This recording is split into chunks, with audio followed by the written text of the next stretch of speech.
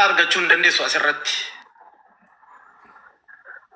Haqa mucaa ka argattu eessarraayyii poolisii irraa argatta.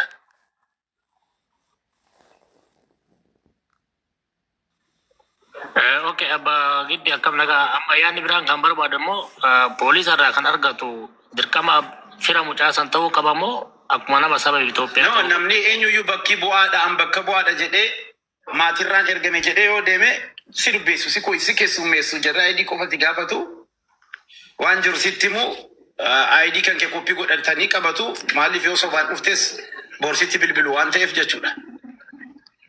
Kana jennaan bakka bu'eetanii maatirraan ergame yoo jette si dubbisu waan jiru sitti himu. Ramadaanin galchaa kubee nama tokko buusi Ramadaanin galchi abbaan mooditarii nama tokko buusaati Samiraan buusinaa Hawwiin buusinaa nama tokko buusaa maaster Ramadaanan maa deebisi. Okay. Okay. Maashoo buusa maashoo na deebitu maashoo buusi maashoo na deebitu yaa.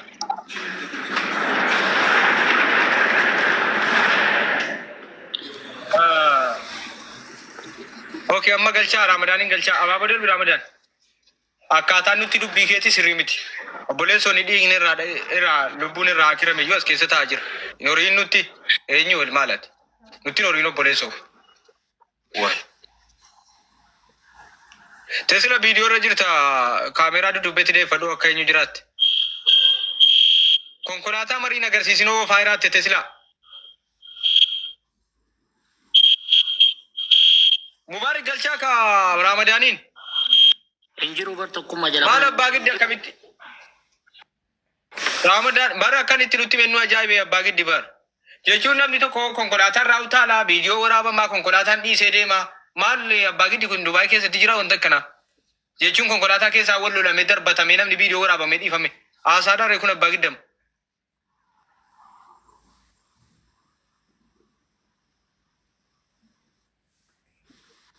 Mootiirra jirtan abbaa giddi mootiirra jirtan.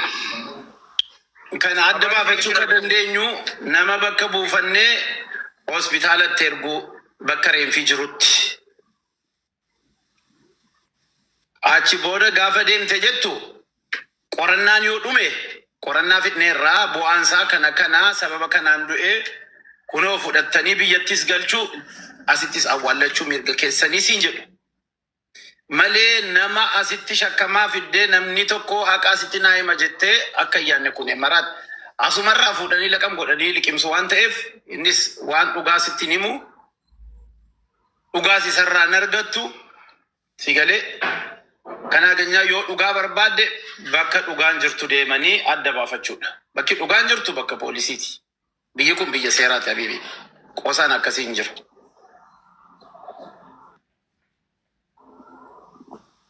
Akkuma jechuun akkaataa nutti Musaa bare akkam jennee beektaa argiteetta inni ka gaafannu akka durree wayii ilmoon saree nu kabaja qabdi akkuma waan ta'e wayitti salphisee nutti Musaan na dhibee na aarsee malee wanta biraa miti. Jechuun salphisee namuma maal natti haban wayii maal na dhibdee wayitiin namatti himamu waan beektu nimtaa waan hin beekne waan seeraan si gaafachiisu seerumaan gaafata. Garuu ilma namaa tokko lubbuun ilma namaa tokkotti immoo zimmeette qoostee akkuma waan natti haban wayii darbachuun sirrii miti. Waan sitti fakkaate dubbachuudha. Natti aboo qofa darbattee deemsa taanaan rakkoon qabu. Lammaffaa immoo lola ariifachuun faayidaan qabu. Nama loluudhaa, nama rabsuudhaa, ariifachuun bu'aan qabu. Jechuun fakkeenyaaf namni tokko gaaffii si gaafate arrabsuuf yoo jarjarsate akka nama rakkoo qabu wayitti si ilaala jechuudha namni. Hin jarjaramu jechuudha. Amma nu arrabsuuf jarjara jechuudha. Namni waa jedhe hin jiru. Namni gaafuma gaafata arrabsuuf jarjara jechuudha. Sirrii miti. Hai. Boleessu lubbuu namaatiin nu haasaa jiru. Galchaa amma galee ka'e bu'e. Deebisaa modii sarrii. Jira. Mucaa wallaggaa sana barbaannaa nu qabitu. Galee bu'aa iraayi. Galee jira keessa jira. Ramadaan dubbadhumee abbaa giddi gaafadha isin tolbee kaseera biyya saniitiin. Natti mul'atu bar. Galee bu'aa irra na biraa. Injira tokkummaa. Boleessu bu'inii nu dhaggeeffadhu asuma waliin haasaa irraa.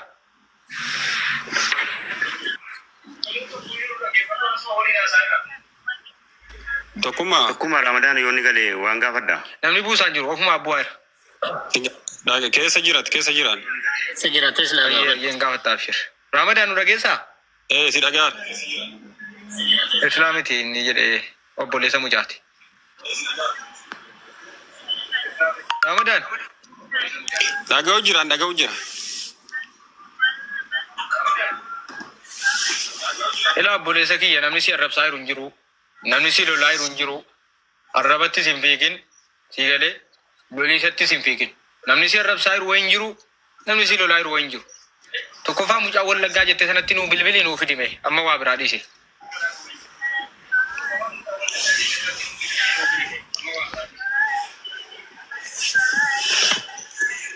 Tokkummaa ati jalqaba yoo haasoftu sirreeffataa haasa'i, lallataa haasa'i. Cal'ifteetumaan waan argiten haasa'i. Waan hin beekne illee haasa'i. Warri beeku kunoo abbaan giddii dubbataa jira kunoo. Anis yakkamaa yoo ta'e, abbaan makiinaas yakkamaa yoo ta'e, namni kamiyyuu yakkamaa yoo ta'e, wakiilli yoo dhufe, itti gaafatamummaa akka fudhatu yoo dhufe, nama kanatu badii qaba jedhee in dubbata. Dhugaan hin ba'a. Dhugaan ammaa miti. Asirratti iyyitee fi asirratti waan feete dubbattee fi nama yakkamaa gochuu hin dandeettu ati. Namicha maal taate sammuun kee nagaadhaa namicha maal taate sammuun kee nagaa miti maal poolisiin makiinaan gatee mucaa dhahee deemee gatee deemee illee kasiin jedhe hin jiru. Cal'ifteetumaa waan hin jenne waan hin guuttane naasa'inati. Gareen waastaappiidhaan ijaaramee jira. Akkaataa itti deemamullee dubbatamaa jira. Kun Mubaarak keessa jira. Ati ammoo dubbii haarawa lafaa kaaftee guyyaa 3 guyyaa 4 guyyaa waan torbaanii hadha lafaa kaaftee kaateetiin waan hin beekne seera hin beekne dubbachuun sirriidhaa miti. Abbaan fedhe waan fedhelletti anis badii yoo qabaadhe na dhageeffadhu. Kun abbaan giddii dhufee sii dubbatee jira. Abbaan giddii warri seera beeku seera biyya kanaa beeku dubbatee jira. Ati ammoo waan hin beekne hin haasa'in. Ani hin lolu haasa kan keetiin nama lolchiisa malee ani hin lolu. Hojiin kan kee garuu ammoo nama lolchiisa. Lolaa jirta obboleessa tasgabbaa'e waasiin hin jenne tasgabbaa'e obboleessa kiyyame. Seera kam waan seera hin beeknetti ati dubbii harka hin kaa'in. Kunoo Mubaarakaa dubbatanii abbaa giddii warri biyya kana keessa turan haa dubbatanii. Eenyu akka gaafachuu qabu seera kan haqa kana eenyu akka gaafachuu qabu. Maal sodaattee kan isin dhimmaatan? Habiibi aan haqqii qaba wallahi. Maalittan dhimmaatati rakkoon ati qabdu? Wallahi haqqii qaba ani. Maal taateeti kun? Eenyutu waa siin jedhame? Maaltu waa siin jedhame? Ashmuuriidhaan kan nama waraantu sii miti abbo.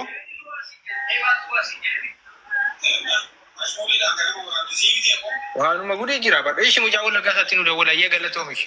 Dhaqi waasaappi keessa dhaqi. Waasaappi keessa asii ajandaa wanta dhigootu hin jiru. Waasaappi keessa dhaqi achitti waasaappi keessa galchani.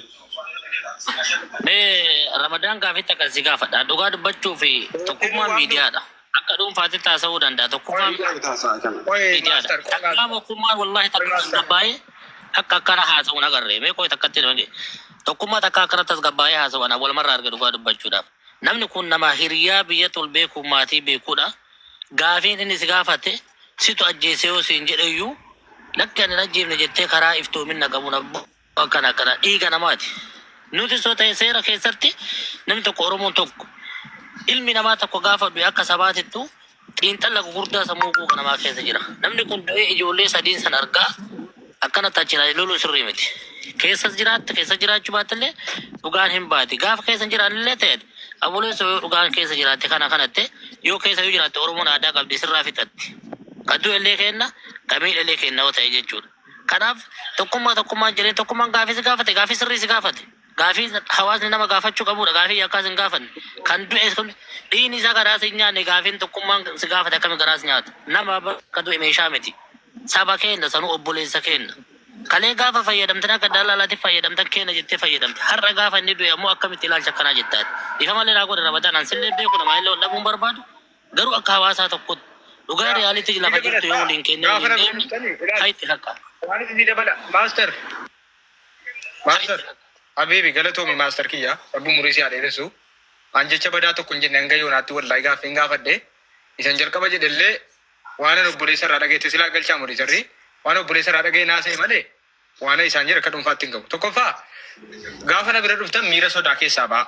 Yoo sodaan guutamtaniittu ta'e indoo goggortuu illoota. Habiibi eenyu si sodaata? Habiibi eenyu si sodaata? Gaafa na bira dhuftan tallistee ashmuurii namni waraanii ati boo hayi. Ashmuuriidhaan waan dubbatiin Habiibi. Hayyee ايش نانجي سي فدك اي نم فتدك كم جتري maal fedhata maal waan gaarii yoo jiru dubbataatu ati ajanda barbaadda bibi sirumayyuu ati ajanda yoon barbaane ta'e deemi waastaafii keessa dhaqi warri hamma anxaare hamma an deemeetiin haga mucaa kana laffa'e warri achi keessa jiru tokko tokkoon sii fiduu hin danda'u jarri immoo sitti himanii waastaafii keessa dhaqi deemiti cikinciki gubbaa kanarraa dhiise bibi ajandaan barbaadin namarratti ila Ramadan meyo isaan olii galuu dhabdeen oliin dubbanna fakkeenyaaf namni kun dubbiin gaafa miidiyaadha dubbiin jirtu haya Oromoo keessatti dubbiin manguddoo biyyaatiin hin dhumti kan lammaffaa miidiyaa keessa dhumti dubbiin icciitiin haasamu maal jaarsummaa yoo kana fakkummaa yoo gaafate hawaasa rakkoo bangitti hawaasa mubaarak hawaasa fakkeenyaaf obboleessi ammoo fakkeenya yoo obboleessi kullaale dhiiga obboleessaa kabaasu nu yoo obboleessi nama waan beene ta'e yoo obboleessi ta'uun gure ta'e dirqama obboleessa ta'uun qabu yoo obboleessi irraa dubbanne ani obboleessaa irraa dubbachuu qaba ati obboleessaa irraa dubbachuu qabda yoo ati yakkamaa ta'e immoo dirqama yakkamaan sun sabaan ilaallatu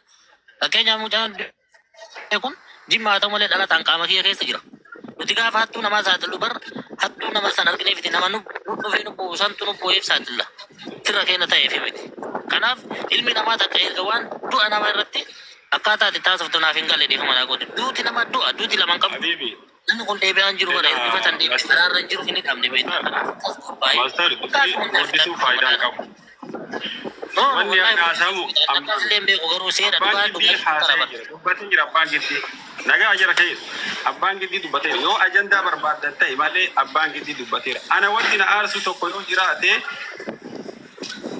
ani mucaa kanaaf taabee jira haga danda'u haga humni tiyya nageessite taabee jira agartee ta ammoo anaa olii ammoo abbaan giddii dubbatee jira ta abbaan giddii dubbate sun waan an gochuu danda'u miti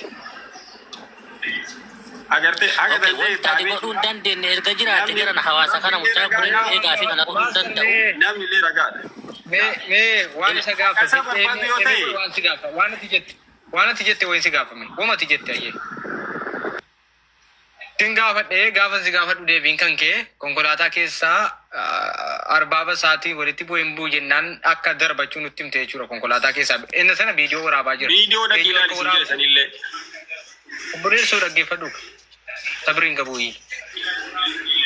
Konkolaataa keessaa akka darbatan nutti himte konkolaataa keessaa gaafa darbatan immoo viidiyoo waraabaa. Maal jallisi?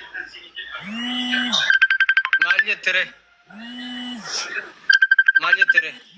Ishi hooma jette natti mayyee.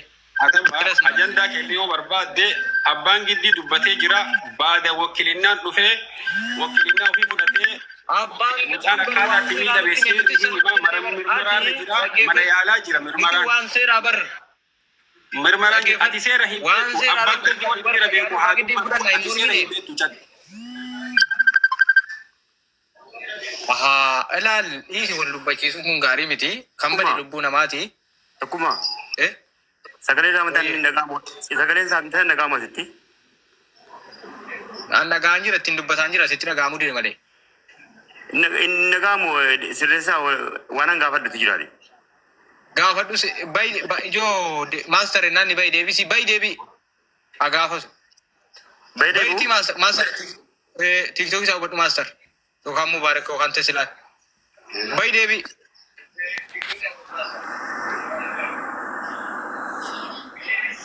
Baydebi የልጅነት ማለት baydeቢ ሽሪ አቲ ጣጤ ሲማ ቦሌሳ አብዱል ሐዚዝ ይለ ረብ ጀዛ ሲያከፈሉ ታሲርት ያሰብቱን ቆይሜ አነቱ ሲናራርሳ ረመዳን እንጋፈዳ ሰላም አለይኩም ረመዳን ወአለይኩም ሰላም ጀልቀበ ዋን ከና ዱበቹ ዳፈዲ ቀብዳ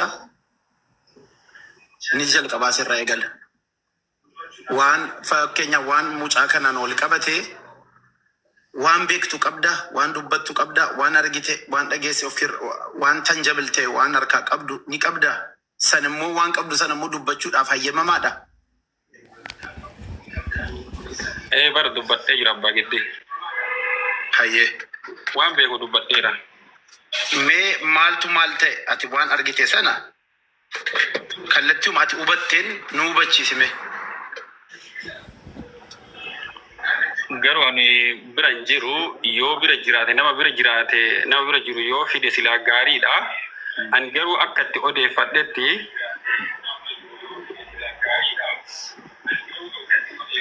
Mucaan katti du'e Dubaay an ka jiru Ajmaan. Okay. Natti bilbilanii jennaani deemee jimaata halkan deemee mucaa warraa wayii jira Sheema Massaanii jennaan duraayyuu kan waliin nu ga'e mucaa santu waliin nu ga'e wajji uduu hojjennu waliin nu ga'e. Isaa wajjiin haadha manaa kiyyaa wajjiin mucaa obboleessa haadha manaa kiyyaa wajjiin nama 4 taanee deemne Dubaay.